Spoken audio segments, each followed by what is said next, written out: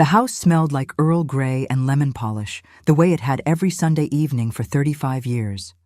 Margaret Hartwell moved through the kitchen with the practiced efficiency of a woman who'd spent decades creating routines.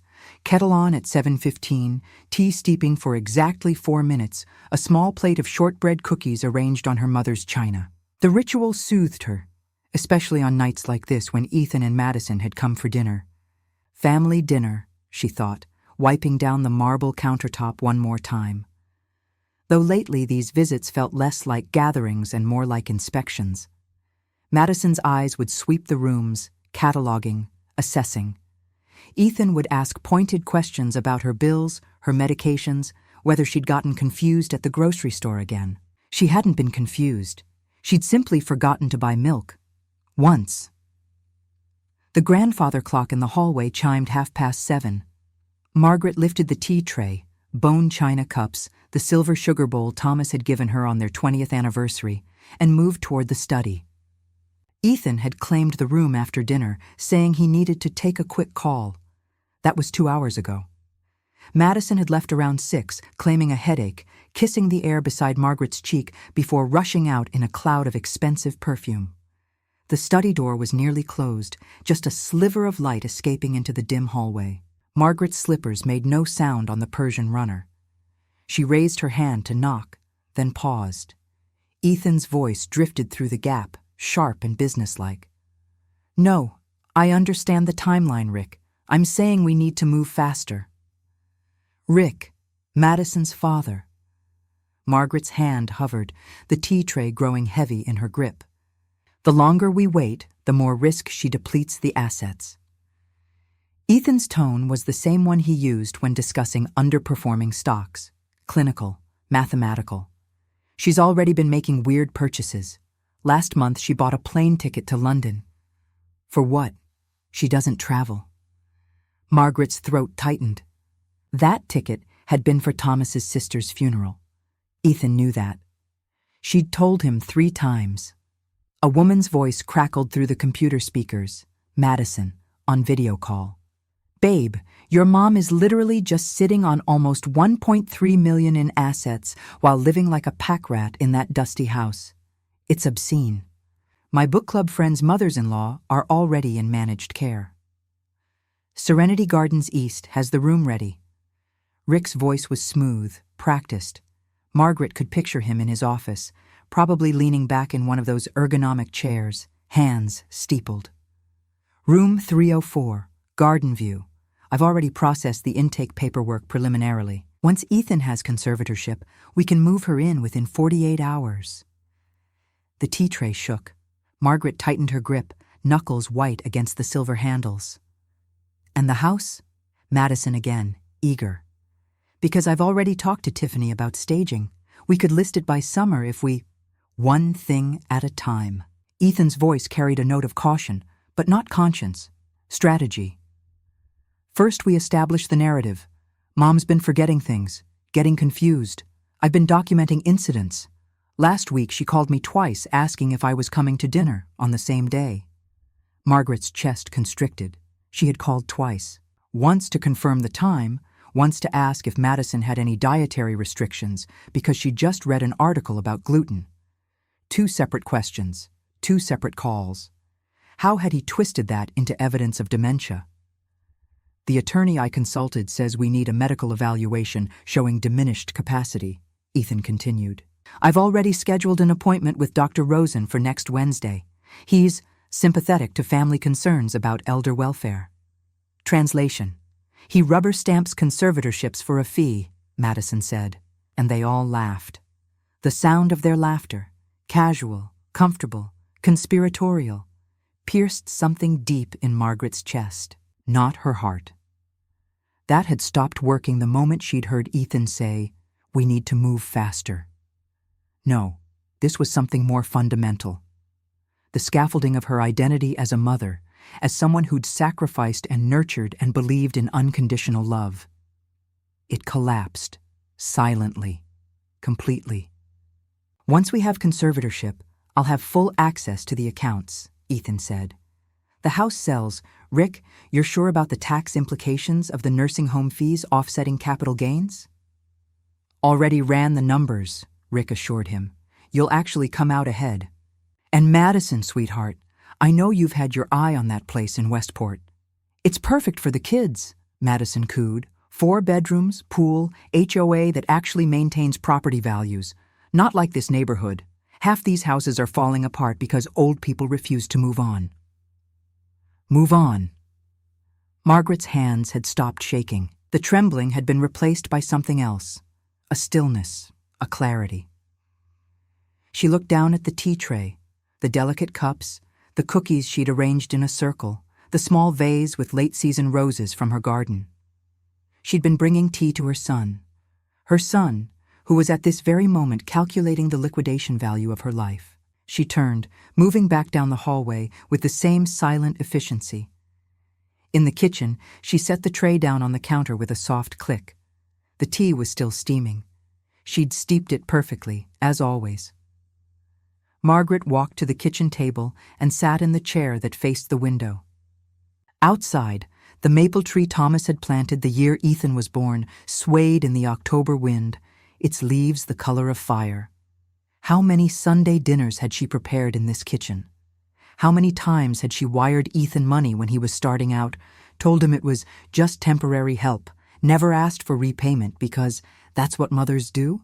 She'd paid off his student loans, $60,000, so he could start his investment banking career without debt. She'd given them $40,000 for the wedding because Madison's father had cash flow issues that year. She'd babysit their children every Wednesday without pay so Madison could have her yoga and lunch with friends. And Ethan had documented her phone calls as evidence of incompetence. Margaret caught her reflection in the darkened window. 62 years old. Silver hair she'd stopped dyeing 5 years ago because Thomas had always loved it natural. Laugh lines around her eyes from 3 decades of teaching high school English, from reading bedtime stories to Ethan and Jenna, from smiling through grief when Thomas died and she'd had to learn how to be alone. She looked old, she supposed, but not incompetent, not confused. Not ready to be warehoused in room 304 with its garden view, while her son sold her home and erased her existence. The study door opened. Footsteps in the hallway. Ethan appeared in the kitchen doorway, phone in hand, already typing something. He barely glanced at her. Hey, Mom, I've got to run. Early meeting tomorrow. Thanks for dinner. He grabbed his coat from the hook, paused. Oh, and I scheduled that doctor's appointment for you. Next Wednesday at 10, just a routine checkup. I'll pick you up at 9:30. Margaret looked at him. Really looked. Trying to find the little boy who'd cried when his hamster died, who'd hugged her so tight at his father's funeral she thought her ribs might crack. That boy was gone. Or maybe he'd never existed. Maybe she'd spent 30 years loving a story she'd told herself, not the cold-eyed stranger calculating her net worth. That sounds fine, dear, she said softly. Ethan nodded, already moving toward the door. Great. See you Wednesday. Lock up, okay? This neighborhood's going downhill. The door closed. His car started. Tail lights disappeared down the street. Margaret sat in the dark kitchen. In the house she'd lived in for 35 years, surrounded by the life she'd built, and felt something new taking root where maternal love had withered. They wanted to manage her decline. She would manage their downfall. Sleep didn't come. Margaret lay in the king-sized bed she'd once shared with Thomas, staring at the ceiling fan's slow rotation, watching shadows chase each other in circles. Every time she closed her eyes, she heard Madison's voice. Dead weight. Ethan's voice. We need to move faster. Rick's voice, oily and satisfied. Room 304. At 3:17 a.m. she gave up. She threw back the quilted comforter, hand-stitched by Thomas's mother, a wedding gift 40 years ago, and padded down the hallway in her nightgown and robe. The house creaked around her, familiar sounds she usually found comforting. Tonight, they felt different. Accusatory. As if the walls themselves were asking, "How did you not see this coming?" Thomas's office was at the end of the hall, the door always left slightly ajar because he'd hated feeling closed in. Margaret hadn't changed anything in the 3 years since his death. His reading glasses still sat on the desk beside a biography of Teddy Roosevelt, bookmarked at page 247. His fountain pen, the expensive Mont Blanc she'd saved 6 months to buy him, rested in its holder. The leather chair still held the impression of his shape. She turned on the desk lamp, and warm yellow light pooled across the mahogany surface. The filing cabinet stood against the wall, 4 drawers of meticulous organization. Thomas had been an engineer, a man who labeled everything, who kept records like some people kept diaries. "Paper trail," he used to say, tapping the cabinet fondly.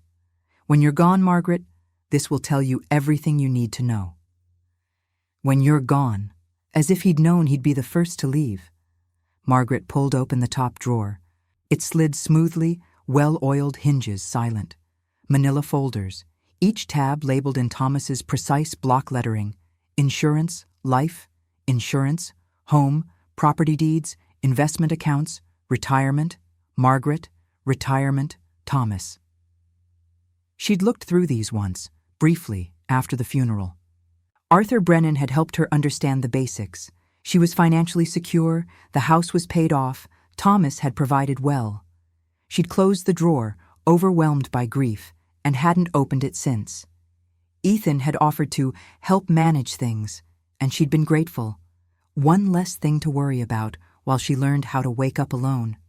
Now her hands moved through the folders with purpose. She pulled out property deeds and spread the documents across the desk. The house, yes, she knew about that. But there was another deed, paper clipped behind it. A commercial property on Oak Street, a small office building Thomas had purchased 20 years ago as an investment. Current tenants, a dental practice, an accounting firm, a yoga studio. Monthly rental income, $4,200. Margaret stared at the numbers. She'd forgotten about this building. Or maybe she'd never fully understood they owned it. Thomas had handled the business side, and after he died, she'd assumed everything had been. What? Consolidated? Simplified? She opened the investment accounts folder. Statements from Fidelity, Vanguard, a brokerage account she didn't recognize. The most recent statement, dated 3 months ago, showed a balance of $847,000. Her hands trembled as she did the math. The house equity, the commercial property, the investments. Ethan had said $1.3 million on the phone. He'd been close. But there was another folder, tucked in the back of the second drawer. The tab read, Trust, Hartwell Family. Margaret pulled it out slowly, feeling the weight of the thick document inside. The cover page bore the official seal of Arthur Brennan's former law firm, the Thomas and Margaret Hartwell Irrevocable Living Trust, established January 15, 2010. Irrevocable. She knew that word from her teaching days, from vocabulary lists and Shakespearean tragedies. Permanent, unable to be changed or undone. She flipped through pages of legal language, her retired English teacher's brain parsing through the whereas clauses and heretofore declarations. And then she found the summary page, handwritten notes in Arthur's distinctive script clipped to the front. Margaret. Per our discussion, all major assets have been placed in the trust to protect them from estate taxes and probate. You are the sole trustee with full control during your lifetime. Upon your death, assets transfer to Ethan and Jenna as equal beneficiaries. Important. See Clause 14b regarding incapacity provisions. Clause 14b. Margaret's finger traced down the page until she found it. In the event that any party attempts to challenge the trustee's mental competency or seeks to establish conservatorship, guardianship, or any other form of legal control over the trustee's person or assets, said challenge shall trigger the immediate and automatic transfer of all trust assets to the Thomas Hartwell Memorial Scholarship Fund, administered by Arthur Brennan or his designated successor. No trust assets shall pass to the named beneficiaries under these circumstances. She read it 3 times, her heart pounding. Thomas had protected her. Even from beyond the grave, even from their own children if necessary, he'd built a fortress around her autonomy. Margaret set down the trust document and opened the third drawer, pulling out the folder labeled Monthly Expenses. Inside were statements, paid bills, automatic payment confirmations. She flipped through them methodically, her teacher's eye catching a recurring charge she didn't recognize. Hartwell Family Care Services, $800. Zero, automatic withdrawal, first of each month. Margaret frowned. She pulled out her phone and checked her bank app, scrolling back through 6 months of statements. There it was, every month, like clockwork. $800 to Hartwell Family Care Services. She opened her laptop, Thomas's old one, still logged into all his accounts, and searched for the business name. A simple website appeared, professional but sparse, providing compassionate in-home care and support services for Connecticut seniors. The business address was in Fairfield, where Jenna lived. Margaret's stomach turned. She clicked on About Us, a stock photo of a smiling elderly woman with a caregiver, generic text about dignity and independence, and at the bottom, in small print, Hartwell Family Care Services, LLC, registered agent Jenna M. Hartwell. Jenna, her daughter, who called every few weeks, always rushed, always saying she wished she could visit more, but work was crazy and the kids had activities. Who'd come for Christmas last year and left after 2 hours because of a migraine. Jenna had been billing her $800 a month for 9 months. Over $7,000 for care that never happened. Margaret methodically pulled out every bank statement from the past year. She found more charges, smaller ones but regular. $200 here for medical appointment transport, $150 there for prescription management, $300 for home safety evaluation, all to Hartwell Family Care Services, all to Jenna. The clock on the desk read 5:43 a.m. Outside, the sky was beginning to lighten, that particular shade of gray-blue that meant dawn was still deciding whether to arrive. Margaret sat surrounded by documents, by evidence of her life's worth, by the paper trail of her children's betrayal. She picked up her phone and scrolled through her contacts until she found the name, Arthur Brennan. Her thumb hovered over the call button. It was too early. But then again, Arthur had always been an early riser. He and Thomas used to go fishing at dawn, coming back with terrible jokes and occasionally a bass or two. She pressed dial. The phone rang 3 times before Arthur's familiar voice answered, gravelly with sleep but alert. "Margaret, is everything all right?" The concern in his voice, genuine, immediate, uncalculated, nearly broke her. She closed her eyes, steadied her breathing. "Arthur, I'm sorry to call so early, but I need to see you. Today, if possible. Privately." Her voice sounded strange to her own ears. Calm, almost cold. The voice of someone who'd spent the night excavating the architecture of her own destruction. "Of course. What's happened?" Margaret looked at the documents spread across Thomas's desk. The trust that protected her. The bills that proved theft. The property deeds that represented security her children were plotting to liquidate. "Everything," she said quietly. "Everything has happened. And I need to know exactly what I actually own, what I control, and what weapons Thomas left me." A pause. Then Arthur's voice, no longer sleepy, carrying the sharp edge of the attorney he'd been for 40 years.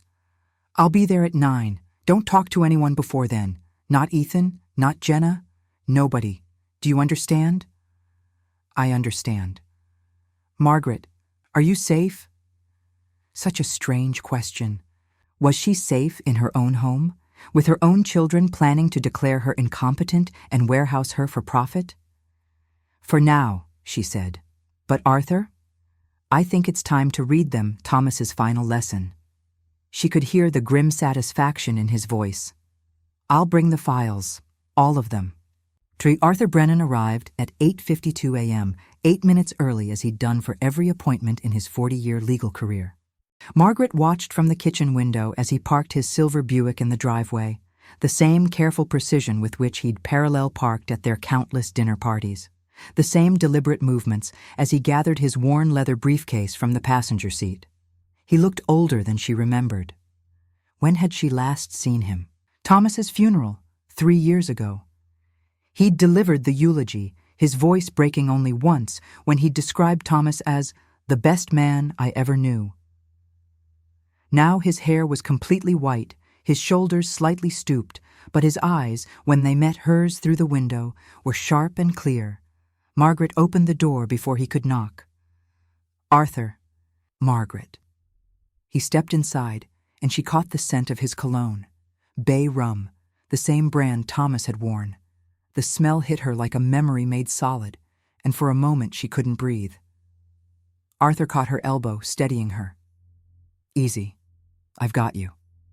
She nodded, blinking back the sudden sting of tears. She'd promised herself she wouldn't cry. Tears were for victims, and she was done being a victim. "Coffee?" she managed, strong and black, same as always. They moved to the kitchen in silence. Margaret's hands were steady as she poured from the French press she'd prepared, the good Ethiopian roast she saved for special occasions, though she wasn't sure if this qualified as special or simply necessary. Arthur settled into the breakfast nook, setting his briefcase on the table with a solid thump that seemed to anchor the moment in reality. "Tell me," he said simply. So she did. Starting with Sunday night, with the tea tray and the half-open door, with Ethan's clinical calculations and Madison's casual cruelty. She told him about Rick Walsh and Serenity Gardens East, about room 304 with its garden view, about the appointment on Wednesday with Dr. Rosen, the sympathetic physician who rubber-stamped conservatorships for a fee. Arthur's jaw tightened, but he didn't interrupt. He pulled a yellow legal pad from his briefcase and began taking notes in his cramped shorthand. When she finished, she slid the bank statements across the table. "And then there's Jenna." Arthur studied the statements, his finger tracing the recurring charges. His expression, which had been merely angry, went cold. "How long?" 9 months that I can document, probably longer." "She's your daughter." "I know." Margaret's voice cracked, despite her best efforts. "I know what she is, what they both are. And I need you to tell me I'm not crazy, that I'm not the confused old woman they're going to tell that judge I am." Arthur set down his pen and reached across the table, covering her hand with his. His skin was warm, papery, spotted with age. "Margaret Eleanor Hartwell, you taught AP English for 30 years. You can still quote Chaucer in Middle English. You balance your checkbook to the penny. You beat me at Scrabble last Christmas." That was 2 Christmases ago. See? Perfect memory. He squeezed her hand. "You're not confused. You're not incompetent. You're being systematically defrauded and psychologically abused by your own children. There's a difference." The validation, so simple, so direct, nearly undid her. She pulled her hand back and wiped her eyes with a napkin. "I found the trust documents. Thomas's trust." Arthur's expression shifted. "You read Clause 14b. The poison pill. That's what Thomas called it." Arthur leaned back, a ghost of a smile crossing his face. "He came to me in 2009, maybe 6 months after Ethan graduated with that MBA, said his son had changed, had gotten hard, started talking about legacy planning and optimizing family assets." Thomas was worried. Margaret remembered that year. Ethan had just gotten engaged to Madison. He'd been so confident, so polished, so unlike the boy who'd built Lego castles on this very kitchen floor. She'd thought he was simply growing up. Thomas had seen something else. "He wanted to protect you," Arthur continued. "From estate taxes, yes, but also from," he gestured vaguely, "from this. From children who might see you as an obstacle rather than a person. So we built the trust with a nuclear option. If anyone tries to take control of you, they lose everything." "Ethan doesn't know?" "I doubt it. The trust was established and funded before either of your children were read in on the details. They know they're beneficiaries upon your death. They don't know about the competency clause." Arthur pulled a thick folder from his briefcase. But I need to tell you something else. Ethan called me 5 weeks ago. Margaret's stomach dropped. What? He said he was worried about you, asked if I'd handled your estate planning, wanted to know if there were any provisions for cognitive decline. Said it was just hypothetical, just being prepared. Arthur's voice dripped with disgust. I told him everything was in order and that you were sharp as ever. He didn't like that answer. He's been planning this for over a month. Longer, probably. The nursing home, the doctor, the paperwork, that takes time to coordinate. Arthur opened the folder, revealing printed emails, forms, notes. After he called, I got suspicious. Did some quiet digging. Dr. Rosen? He's been investigated twice by the State Medical Board for questionable competency evaluations in guardianship cases. Never disciplined, but the pattern's there. Margaret felt the kitchen tilt slightly. She gripped the edge of the table. What do I do? Arthur met her eyes, and she saw not pity, but fierce determination. We let them proceed. What? We document everything. You go to that appointment Wednesday. You're polite, cooperative, perfectly normal. If Dr. Rosen tries to paint you as incompetent, we'll have grounds for a complaint. Meanwhile, I start building the case. Jenna's fraudulent billing, Ethan's attempted exploitation, all of it. And then? Then we spring the trap.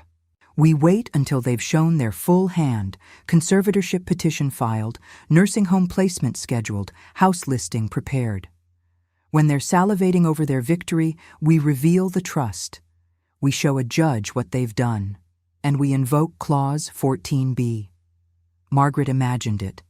Ethan's face when he realized everything he'd plotted for had evaporated. Madison's horror when the Westport house slipped from her grasp. Jenna's panic when her theft was exposed. But they were her children. She'd nursed them through fevers, taught them to read, celebrated every milestone. Could she really destroy them? As if reading her mind, Arthur said quietly, "They're already doing it to you, Margaret. The question isn't whether you can do this to them. The question is whether you'll let them do it to you." The kitchen was silent except for the hum of the refrigerator, the distant tick of the grandfather clock.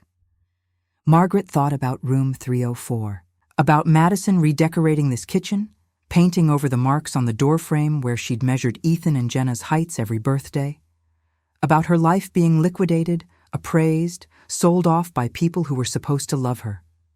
She thought about Thomas, who'd known this might happen, who'd built her a weapon and left it in a filing cabinet, waiting for the day she'd need it. Margaret straightened her spine, lifted her chin, and met Arthur's gaze with the same steel she'd used to manage roomfuls of unruly teenagers for 3 decades. "Tell me what to do," she said. "All of it." Arthur smiled, and it was the smile of a retired attorney who'd just been handed one final case. The good kind, the righteous kind.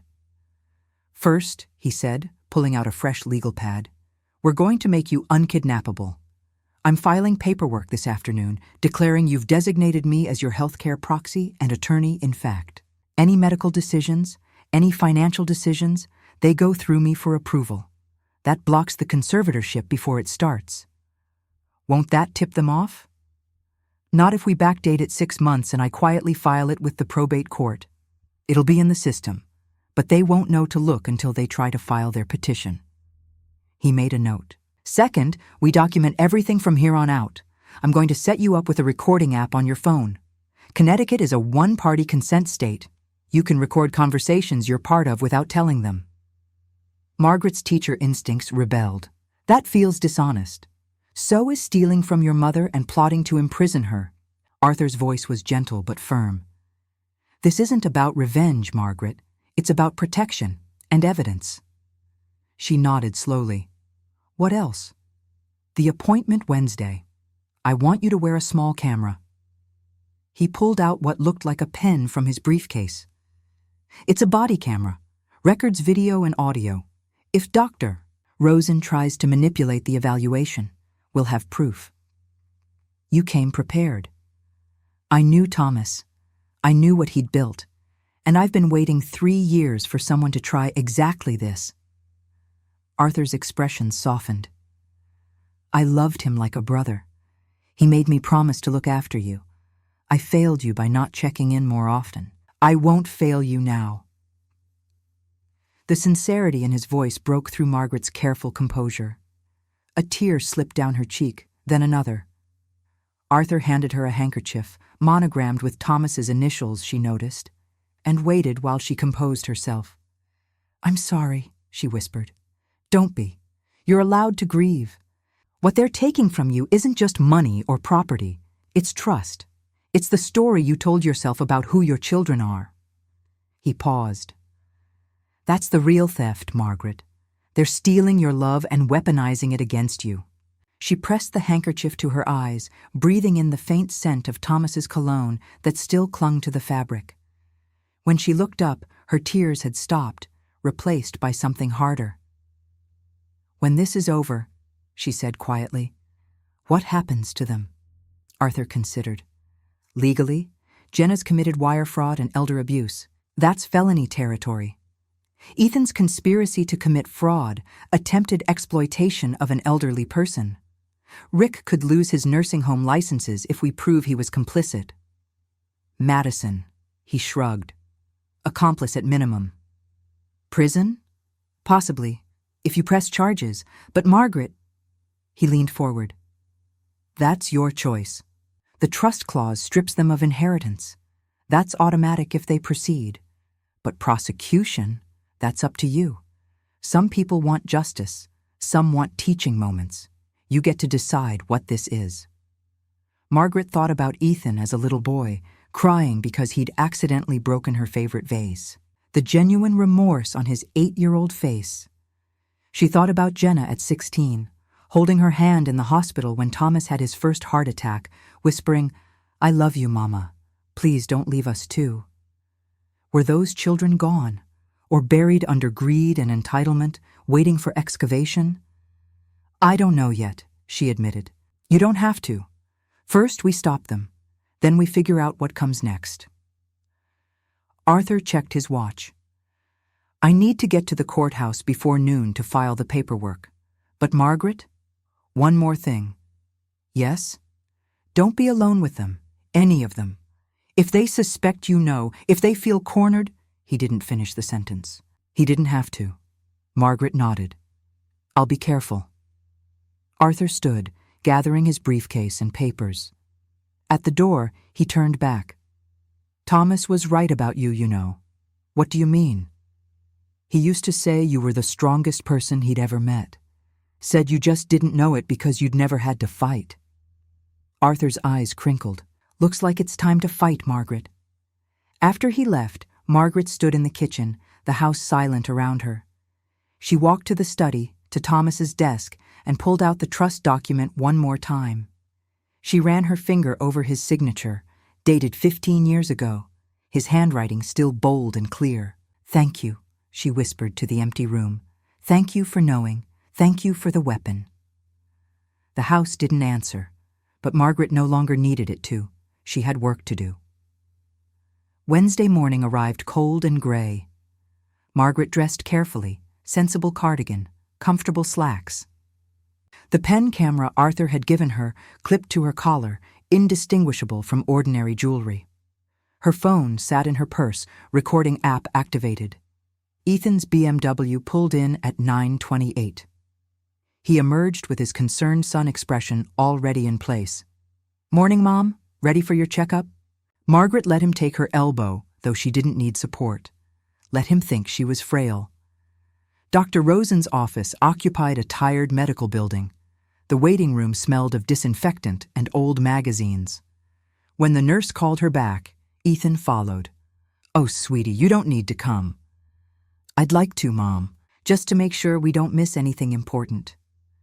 Dr. Rosen was younger than expected, maybe 45, with a golfer's tan. His handshake was damp and brief. Mrs. Hartwell, your son tells me you've been having some memory concerns. Margaret blinked. I have? Ethan leaned forward. Mom, remember? Mom, you called me twice last week about the same dinner. I called once to confirm the time and once to ask about dietary restrictions. 2 different questions. Her voice stayed mild, slightly defensive. Dr. Rosen made a note. "And how are you managing your medications?" "I don't take any regular medications, just occasional aspirin." Another note. She could see him building his narrative. "What year is it, Mrs. Hartwell?" 2025. "Who is the president?" "Donald Trump." "What did you have for breakfast?" "Oatmeal with blueberries, Earl Grey tea." "And yesterday?" Margaret pretended to think. "Toast, with marmalade, I believe, or possibly strawberry jam." "Doctor." Rosen exchanged a glance with Ethan, a flash of conspiratorial satisfaction. The pen camera caught it. 20 minutes of questions followed.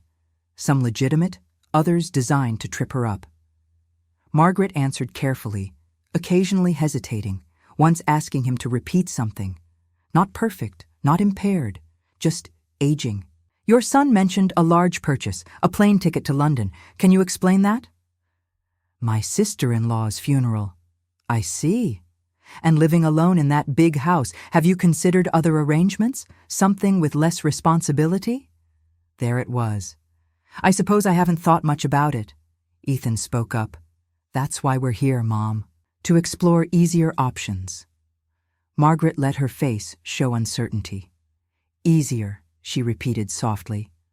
The pen camera recorded Ethan's barely concealed eagerness. That evening at 6:30 they came in force.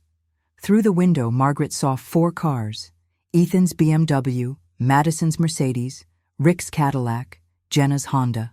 She pressed record on her phone and opened the door. "Mom!" Jenna swept in with kisses and false warmth. Behind her, Ethan, Madison, then Rick carrying a leather portfolio. "This is unexpected." "Just a family meeting," Madison said, settling on the sofa as if she owned it. They arranged themselves like a tribunal. Rick opened his portfolio, spreading glossy brochures across the coffee table. "Mrs. Hartwell, Serenity Gardens East is one of Connecticut's finest senior living facilities." Rick's voice was oil-smooth. "Everything handled for you. Meals, housekeeping, activities." "Room 304 just became available," Madison added. "Best light in the building." Margaret studied the brochures. Smiling elderly faces, people who'd been warehoused. "My appointment was just a checkup." "Dr. Rosen found some small memory issues," Ethan said gently. "This house is too much for you, Mom. What if you fall?" "This facility must be expensive," Margaret said carefully. "Many residents sell their homes to cover costs," Rick said quickly. "Your equity would provide years of care." "You want me to sell my house." "We want you to use your assets for self-care," Ethan corrected. Margaret turned to Jenna. "And you agree?" Jenna patted her hand. "Mom, I'm 3 hours away. At Serenity Gardens, I could visit more often." "You've been helping me?" Margaret asked quietly. "Of course. Checking in, making sure you're managing." "For how long?" "Several months. Why?" "I was wondering if it's been worth the $800 you charge me monthly." The room froze. "I don't know what you mean," Jenna said. "Hartwell Family Care Services. 9 months of billing for services you never provided." "Mom, you're confused," Ethan started. "Am I? Or are you hoping Dr. Rosen will declare me confused so you can do exactly this?" Margaret gestured at the brochures. Madison's mask cracked. "You're planning to let this house rot while you could use it for your own care. That's selfish." "Madison," Rick warned. "No. Do you know what we could do with this equity? The life we could give our children? Instead, it's wasted on a woman who doesn't appreciate it." "The Westport house," Margaret said softly. "That's what this is about." Madison flushed. Ethan grabbed her arm, but she shook free. "You're being paranoid," Jenna tried. "Maybe that's another symptom." "Stop." Margaret stood, her voice carrying classroom authority. "This is my home, my assets. I will decide what happens, not you." "You're not capable of making these decisions," Ethan said coldly. "That's the point." "According to whom?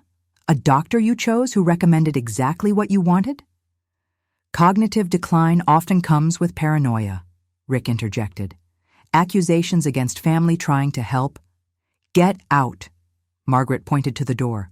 All of you, now. They stared, shocked. Mom, please, Jenna began. Out, or I'm calling the police for trespassing. Ethan stood slowly, fury barely contained. You're making a mistake. My right. My mistake to make. They filed out, Madison shooting poisonous looks, Jenna crying, Rick clutching his portfolio, Ethan silent and seething. Margaret closed the door, locked it, engaged the deadbolt, the chain. Her hands shook as she pulled out her phone and called Arthur. How did it go? They took the bait, her voice steadied. Every word recorded. Madison admitted the Westport house. Jenna denied the billing. Ethan tried gaslighting me. Rick framed it as medical necessity. And the doctor? Pen camera caught everything. He was leading me. Ethan was signaling. Perfect. Now we wait for them to file the petition. Once it's official, we strike. How long? Days. They're desperate now. They'll move fast. Margaret looked around her living room, 35 years of life they'd tried to take. Arthur? Yes? Friday. We end this Friday. Friday, he confirmed. I'll have everything ready. When they walk into that meeting thinking they've won, we'll show them what Thomas left you. After hanging up, Margaret walked to Thomas's study. She pulled out his old stationery. She had one more thing to write, a letter to her children, for after, because even now, part of her hoped they could learn. But first, they had to lose everything. Only then could they find their way back. Arthur's call came at 8:47 Friday morning, earlier than expected. They filed last night, emergency conservatorship petition, Judge Caldwell's docket, hearing scheduled for Monday.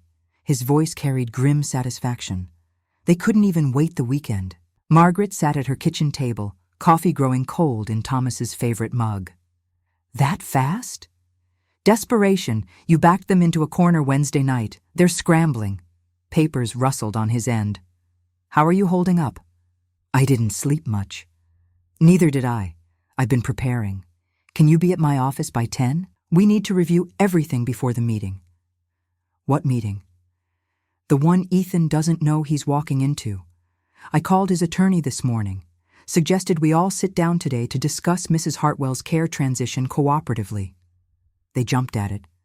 Think they've already won. Margaret's stomach twisted. Arthur, You can do this, Margaret. Thomas knew you could. That's why he built you the weapon. Now we use it. Arthur's office occupied the third floor of a restored brownstone in downtown Hartford. Margaret had been here countless times over the years. For the will after Thomas died, for tax advice, for the comfort of talking to someone who'd known her husband since college. Today felt different. Arthur met her at the door, ushering her into the conference room. The long mahogany table was covered with documents, organized in neat stacks. The pen camera, her phone, a laptop displaying audio files. This is the trust. He tapped the thickest stack. Original and 3 copies. This is the evidence of Jenna's fraud, bank statements, her business registration, the pattern of phantom billing. This is the recording from Wednesday's intervention. And this, he opened the laptop, is the video from Dr. Rosen's office. Margaret watched herself on screen, answering questions carefully. Watched Dr. Rosen's leading inquiries. Watched Ethan's barely concealed signals. It's damning, Arthur said. Any judge will see the coordination, the setup, but we won't need a judge, Margaret. Because the moment I show them the trust, specifically Clause 14b, the game ends. They'll know they've lost. And then? Then you decide. Criminal charges or mercy, prosecution or teaching moment, that's your choice. Margaret looked at the evidence of her children's betrayal, organized and irrefutable. I wrote them a letter, last night. Good. After? After. When they've had time to understand what they've lost and why. Arthur checked his watch. They'll be here in 20 minutes. Ethan, Madison, Jenna, Rick, and their attorney, Stuart Pemberton. He's competent, but not brilliant. Probably thinks this is a routine elder care case. What do I do? Sit. Listen. Let me handle it. When I give you the signal, you can speak, or you can stay silent. Either way, you win. They arrived at 10:58, 2 minutes early. Margaret heard them in the hallway, Madison's voice complaining about parking, Ethan's terse responses, the rumble of Rick's placating tones. Arthur had arranged the seating deliberately. Margaret at the head of the table, Arthur to her right. 5 chairs opposite, space for the enemy camp. The door opened. Ethan entered first, stopping short when he saw Margaret. "Mom? I didn't expect you to be here." "It's a meeting about my care," Margaret said quietly. "Where else would I be?" Stuart Pemberton came next. 50s, expensive suit, briefcase that probably cost more than Margaret's first car. He extended his hand to Arthur. "Brennan, good to see you. Thank you for facilitating this discussion." "Of course." Arthur's smile was pleasant, empty. They settled in.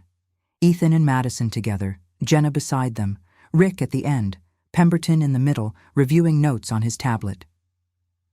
"Well," Pemberton began, "I think we can all agree we're here because we care about Mrs. Hartwell's well-being. My clients have expressed concern about her ability to manage her affairs safely and—" "Before we begin," Arthur interrupted smoothly, "I'd like to clarify something. What exactly do your clients believe Mrs. Hartwell owns?" Pemberton blinked. "I'm sorry?" "Her assets. What's the inventory?" Ethan answered, impatient. "The house on Maple Ridge valued at approximately $850,000. Investment accounts totaling around $1, $2 million. The commercial property on Oak Street. We have documentation." "Documentation of what Mrs. Hartwell owns personally, or documentation of what exists?" Silence. Arthur opened the first folder. "This is the Thomas and Margaret Hartwell Irrevocable Living Trust, established January 15, 2010. He slid copies across the table. "Every asset you just mentioned, Ethan, is held in trust. Margaret is the trustee. You and Jenna are beneficiaries upon her death. But the trust is irrevocable. She doesn't personally own these assets in a way that conservatorship could control." Pemberton was speed reading, his face shifting from confidence to confusion to concern. "However," Arthur continued, "that's not the interesting part. The interesting part is Clause 14b. Page 17, Pemberton. I've highlighted it for you." Pemberton flipped pages. His face went pale. "For those not reading along," Arthur said conversationally, Clause 14b states that if anyone attempts to establish conservatorship or challenge Mrs. Hartwell's competency, all trust assets immediately and automatically transfer to the Thomas Hartwell Memorial Scholarship Fund. The beneficiaries, that's you, Ethan, and you, Jenna, receive nothing. That's, Ethan started, legal, ironclad, and already in effect. Arthur opened his laptop. "Because you filed for emergency conservatorship last night, Ethan. The petition is public record. You challenged your mother's competency. The trigger is pulled." Madison grabbed Ethan's arm. "What is he saying?" "He's saying we get nothing," Ethan whispered, staring at the document. "But wait," Jenna's voice was panicked. "We can withdraw the petition. We can say it was a misunderstanding." "Read the clause, Miss Hartwell. The attempt triggers the transfer. Withdrawal doesn't undo it." Arthur's voice was steel wrapped in velvet. "The moment you filed, you lost your inheritance." Rick cleared his throat. "This seems like a technicality that could be challenged. No court would what, Mr. Walsh? Override the clear terms of a 15-year-old irrevocable trust created by a man of sound mind? A trust that's been functioning without incident?" Arthur smiled. "I drafted it, Rick. I've spent 3 decades ensuring it's bulletproof." "You set us up," Ethan said, his voice shaking with rage. "You knew. You both knew. Wednesday night, that was all theater." "No," Margaret spoke for the first time. "Wednesday night was evidence collection." She nodded to Arthur, who pressed play on the laptop. Their voices filled the conference room. "Madison, do you know what we could do with this equity? The life we could give our children?" Ethan, you're not capable of making these decisions. Rick, discussing payment plans for the nursing home. Jenna denying her fraudulent billing. The recording ended. Silence stretched. That's not all, Arthur said quietly. He opened another folder. Hartwell Family Care Services. 9 months of billing Mrs. Hartwell $800 monthly for caregiving services never rendered. Jenna, that's wire fraud, elder abuse, felony charges, potential prison time. Jenna made a small, choked sound. The video from Dr. Rosen's office shows coordination between Ethan and the doctor to manufacture evidence of incompetence. Dr. Rosen could lose his medical license. You, Ethan, could face charges for conspiracy to commit fraud. And Rick, Margaret added softly, facilitating a scheme to improperly institutionalize someone for financial gain could trigger investigations into your other facilities. How many other families have you done this to? Rick's tan faded to gray. Pemberton closed his tablet. I need to consult with my clients privately. No need, Arthur said. We're done here. The trust transfers to the scholarship fund today. I'll file the paperwork this afternoon. Mrs. Hartwell remains in her home with full control of her life. Your clients inherit nothing. Mom, Ethan's voice cracked. You can't. This is insane. What's insane, Margaret said, standing, is that you heard your father's best friend call me competent and sharp, yet you still pushed forward. That you took my love, my sacrifices, my trust, and weaponized them. That you calculated the liquidation value of my life while I was standing in the next room. We were trying to help. You were trying to help yourselves, to Madison's Westport house, to erasing your debts, to whatever Rick promised you for delivering me to room 304. Madison was crying. Jenna stared at the table. Rick looked at the door as if calculating escape routes. The trust is gone, Margaret continued. The inheritance is gone. What happens next is up to me. Criminal charges or a chance at redemption. But first, you need to understand what you've lost.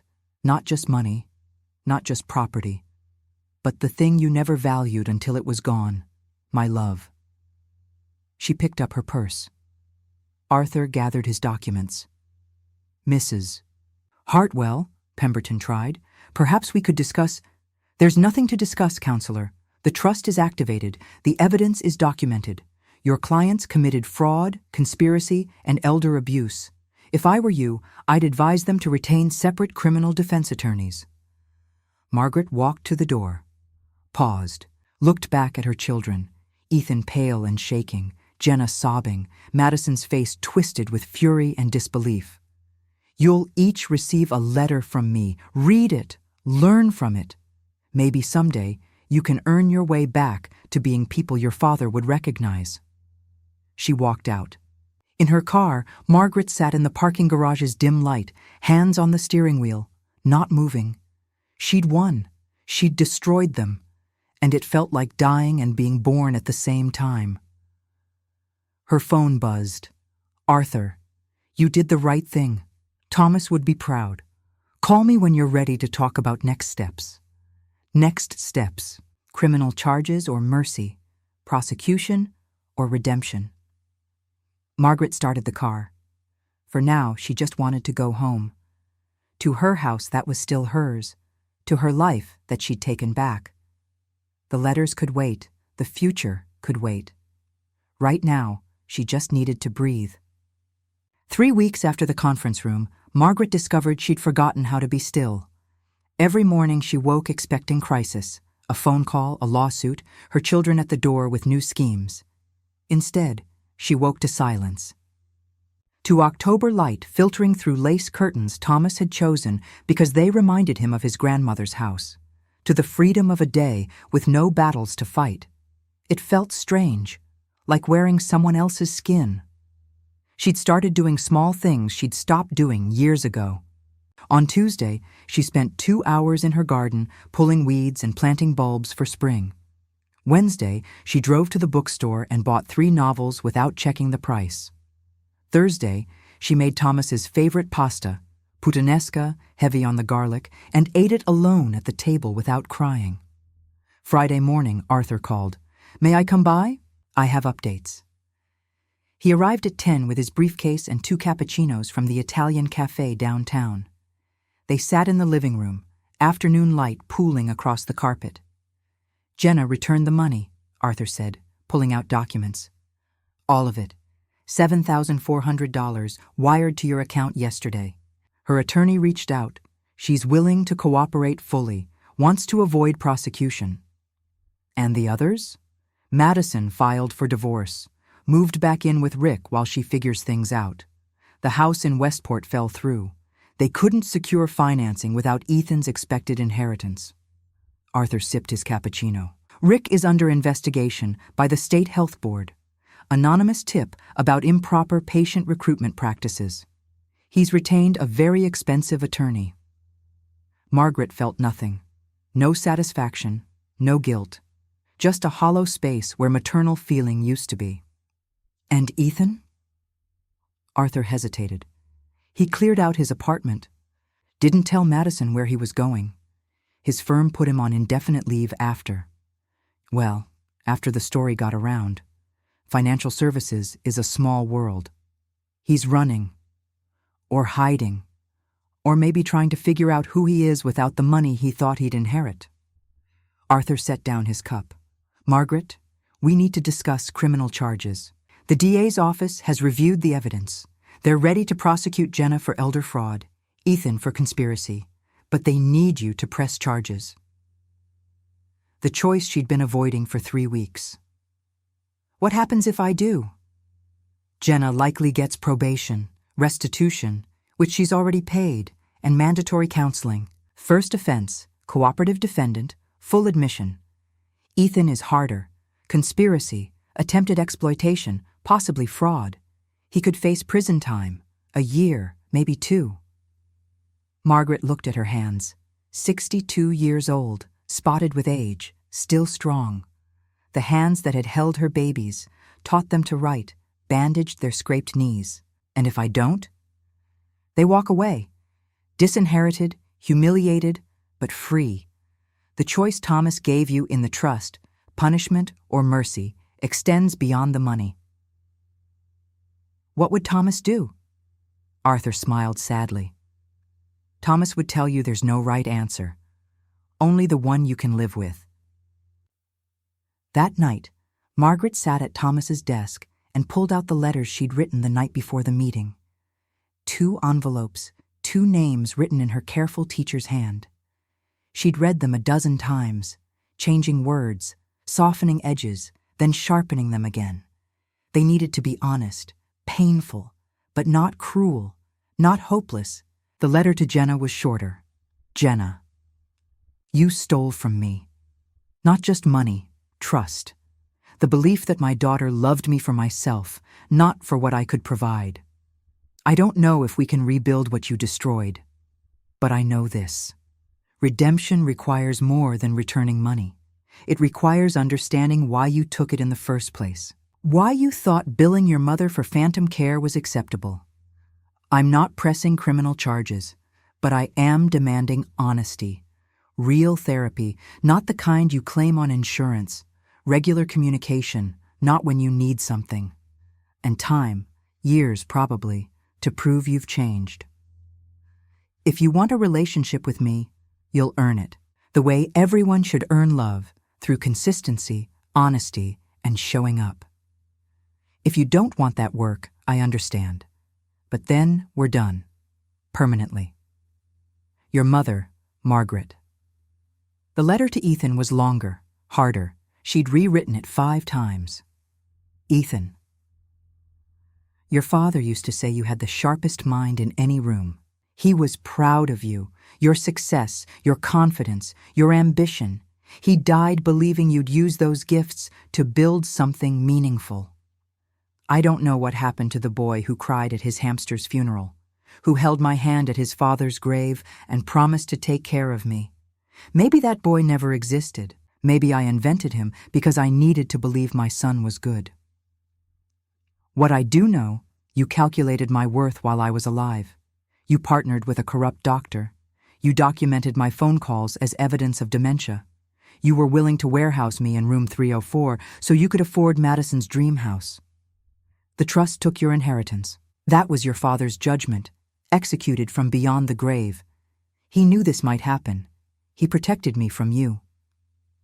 Now you have a choice. You can disappear into bitterness, blaming me for your consequences. Or you can do the hardest thing you've ever done. Become the man your father believed you could be. Not for money, not for inheritance, for yourself.